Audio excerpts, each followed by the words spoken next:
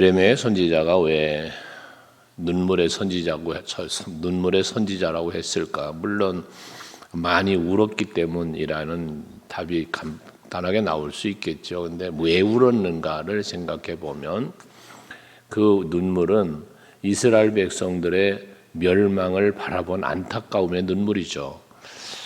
하나님의 말씀이 선포되어지면 그 하나님의 말씀을 받는 백성들이 그 말씀을 믿음으로 받고 그리고 그 말씀대로 살아야 되는데 선포자의 입장에서 볼 때는 선포하는 말씀을 백성들이 잘 믿음으로 받아서 믿음대로 살기를 원하여 말씀을 주는 거지 않습니까? 그런데 그대로 살지 않는 백성들이 안타까운 거예요. 더 나아가서 그대로 살지 않기 때문에 저들은 결과가 멸망이란 말이죠. 그 멸망을 바라보는 선지자의 마음은 또 얼마나 아프겠는가라는 거예요. 그 아픔의 눈물이란 말입니다. 예루살렘 성의 멸망을 바라보시는 예수님의 눈물이 바로 있지 않습니까?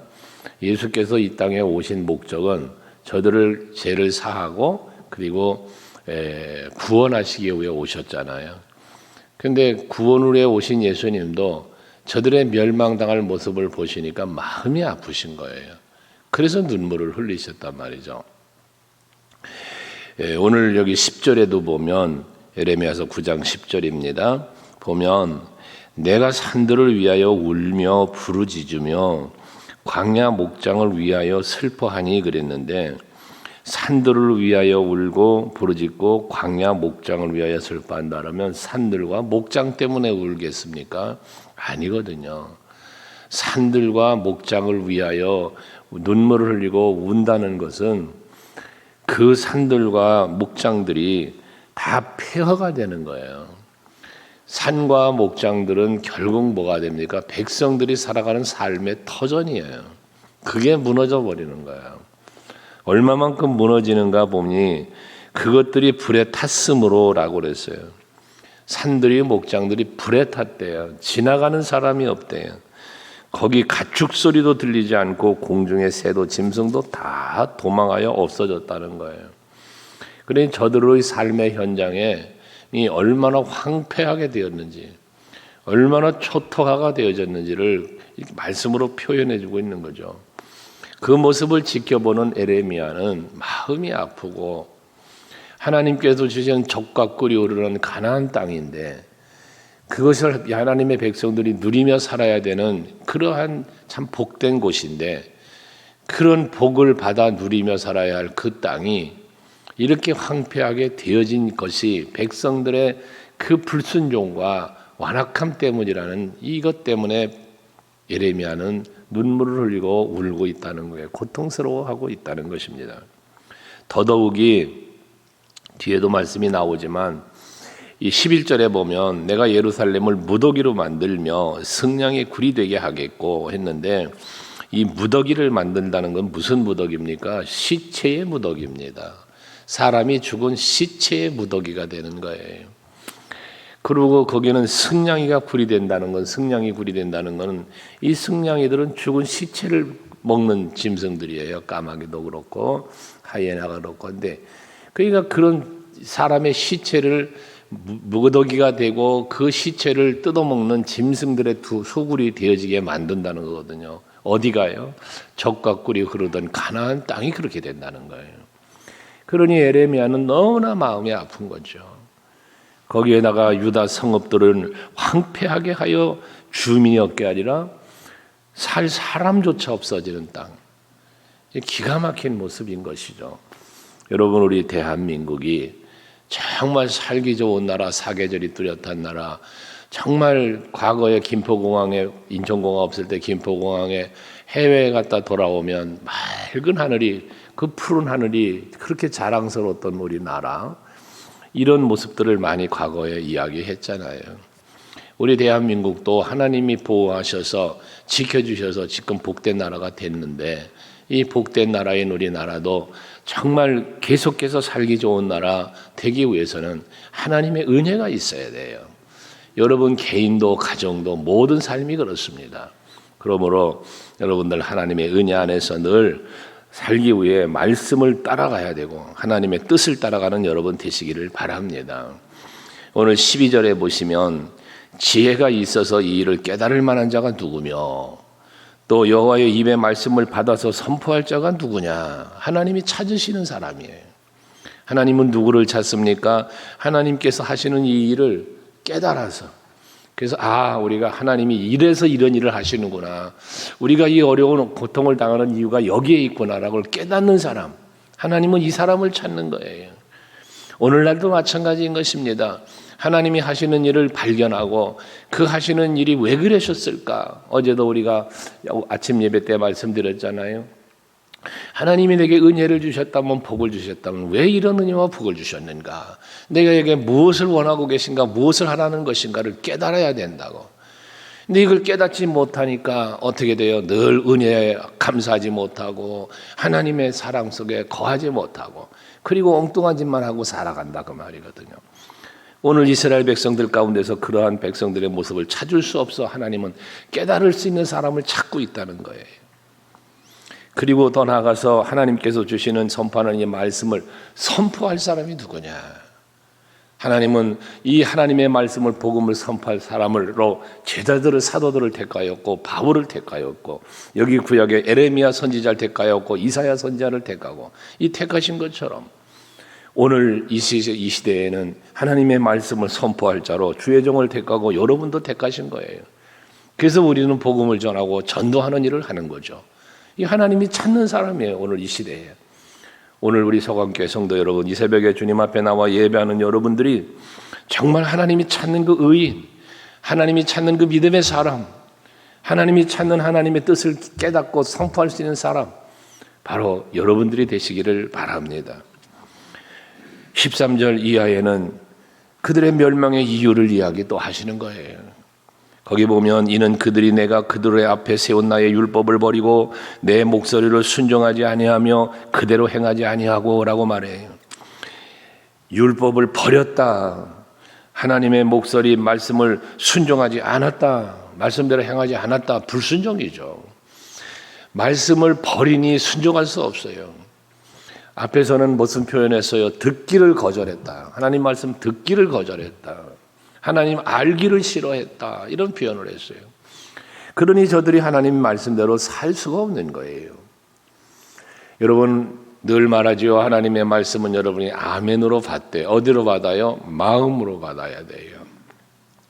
그래 말씀이 머릿속에서가 아니라 이 마음속에 새겨져야 이 말씀대로 살 수 있는 그런 우리의 힘이 생기고 그러한 삶이 이루어지는 거거든요. 그런데 이들은 말씀을 버렸다고 그랬어요. 그러니 순종하지 않았다는 거거든요. 떠나가서 14절에 보면 그 마음의 완악함을 따라 그랬어요. 이 마음이 우리의 심령이 옥토가 돼야 되는데, 이 좋은 땅이 돼야 되는데, 그래야 말씀이 들어오면 이 말씀이 마음 안에서 열매가 맺어지는 삶으로 이어지는데, 근데 이들의 마음이 어떻게 돼? 완악해졌다는 거예요. 그 완악한 마음으로 산다는 거예요. 그러니 결국 그 결과가 무엇이었어요? 마음이 완악하니 하나님의 말씀이 들어오질 않아. 예수께서 씨 뿌리는 자의 비유에서 길가밭, 돌짝밭, 가시밭 또 그리고 좋은 땅을 비유하여 말씀을 하신 것처럼 이들의 마음이 완악하니까 말씀이 들어와지지를 않는 거예요. 그게 뭐가 들어와? 조상들이 가르쳐 주었던, 조상들이 보여줬던, 이제 가르쳤다기보다 조상들이 보여줬던 그 우상 섬기는 일, 이걸 따라 살았다는 거예요. 그래서 사람이 무엇을 보고 사느냐, 그 맹자산모라는 말 있잖아요. 아들 때문에 이사를 돌아다니는 그 어머니의 마음, 어느 환경에서 무엇을 보며 사느냐에 따라서 그 사람이 만들어진다는 거 아닙니까? 여러분들이 예배당에 나와서 예수 앞에, 하나님 앞에 예배하고 또 헌신하고 그러한 공동체 속에 살아가는 것, 이건 여러분들의 영성과 삶을 잘 은혜 안에 지켜가는 비결입니다. 세상 사람들처럼 세상이 즐겁고 그 쾌락 속에 빠져가면 거기에 익숙해지기 시작하여 하나님을 떠나게 되는 거예요. 여러분들은 하나님을 가까이 하시기 바라요. 주의 성전을 가까이 하시기를 바라요. 예배하기를 즐거워하고 기도하기 즐거워하고 말씀 묵상하기를 즐거워하고 그것이 복된 삶을 사는 비결입니다. 그러기 위해서 뭐 해야 된다? 마음을 완악하게 하지 말고 여러분의 마음을 부드럽게 기경해서 어떠한 말씀이 선포되든지 하나님이 나에게 어떤 말씀을 주시든지 아멘으로 받고 그 말씀대로 살기 위하여 순종하며 살기 위해 힘쓰는 여러분들이 되셔야 된다는 거예요. 이렇게 저들은 마음을 완악하게 해서 율법을 버리고 말씀에 순종하지 않으며 살았기 때문에 15절에 보라내가 그들 곧 이 백성에게 쑥을 먹이며 독한 물을 마시게 한다.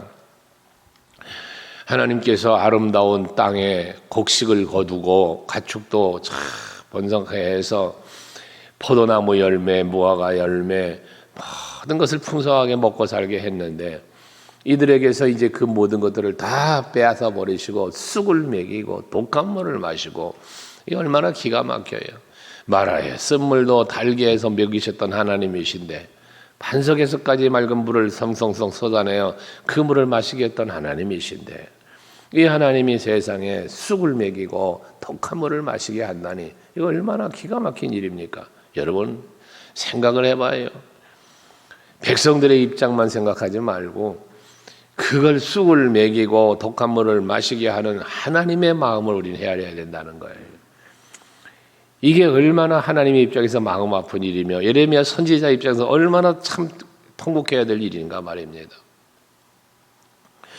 우리는 항상 고통당하는 것만을 바라보지 말고 왜 이런 고통을 당하여야 하는가를 헤아려 보아야 되는 거예요. 그래서 여러분 그 고난주간을 보낼 때도 말씀을 드렸지만 예수님께서 십자가에 달려 돌아가신 그 고통, 예수님의 그 고난을 생각하여서 아우 예수님 얼마나 아프셨을까, 아유 예수님이 얼마나 고통을 당하셨을까, 예수님의 고통 때문에 슬퍼하고 눈물 흘리지 말고 예수께서 왜 그런 고통을 당해야 된다를 돌아보니 나 때문이란 말이야. 나 때문. 그 나 때문인 것 때문에 마음 아파해야 된다고 그랬잖아요. 더 나아가서 나 같은 죄인을 살리시려고 십자가 지시며 그 많은 고통을 당하신 예수님의 고통이 있음에도 불구하고 아직도 나는 죄를 버리지 못하고 아직도 나는 하나님 앞에 부끄러운 삶을 살고 있는 그러한 내 모습을 보며 슬퍼하고 괴로워해야 된다는 거였잖아요. 여러분 우리가 이 말씀을 묵상하면서 이스라엘이 멸망당하고 고통당하고 땅이 황폐하게 되고 저들의 삶이 터전히 어려워졌다는 것을 보는 것만 아니라 그것을 바라보며 얼마나 하나님의 마음은 아팠을까 헤아려보는 여러분 될 수 있기를 바랍니다. 그러면서 16절은 그들과 그들의 조상이 알지 못하던 여러 나라 가운데 그들을 흩어버리고 진멸되기까지 그 뒤로 칼을 보내리라 했어요. 얼마나 참 하나님의 심판이 무서운지요. 다 흩어버리시고 그리고는 또 진멸되기까지 칼을 보내서 완전히 초토화시킨다는 거죠. 앞에 우리 10절에서도 말씀했던 것처럼 길거리 다니는 사람도 없고 짐승도 없고 아무것도 없다. 이렇게 초토화시켜버리는 무서운 하나님의 심판과 멸망이 있음을 말씀한 거 아닙니까? 우린 이것이 무서워야 돼요. 두려워야 돼요. 마지막 하나님의 심판도 이처럼 어마무시한 심판이 임할 거예요. 이 하나님의 마지막 심판이 있음을 우리는 지금 알고 있잖아요. 알려주셨기 때문에 심판 때문에 이런 일이 있을 것이라고 말씀하셨기 때문에 우리는 알고 있어요. 물론 우리는 구원받은 성도로서 그 심판의 대상에서 벗어나 하나님 나라로 들림받아 주의 품에 안기고 주님 앞에 보좌 앞에 나아가게 되지만 그러나 그 심판이 얼마나 심하고 무서운지를 알기에 우리는 내 자신의 삶을 바르게 할 뿐만 아니라 앞에서 말씀한 대로 12절에 깨달을 만한 자, 선포할 자를 찾으시는 하나님 앞에 발견되는 내가 되어서 하나님의 말씀 안에 잘 살 뿐 아니라 그 말씀을 널리 전하는 일, 많은 영혼을 살리기 위하여 열심히 복음 전하고 사랑을 전할 수 있는 우리들이 되어야 할 것입니다. 그래서 내가 전한 예레미야 선지자가 전하는 이 하나님의 귀한 말씀을 듣고 백성들이 돌이키길 바라는 것처럼 오늘 이 시대에는 여러분이 전하는 복음을 듣고 주께로 돌아오는 영혼들이 있기를 하나님은 원하고 있다는 사실을 잊지 마시고 늘 복음 전하는 일에 힘쓰시고 또 한 영혼을 위하여 기도하며 하나님 앞으로 인도하기에도 힘쓰시는 여러분들 되시기 바랍니다.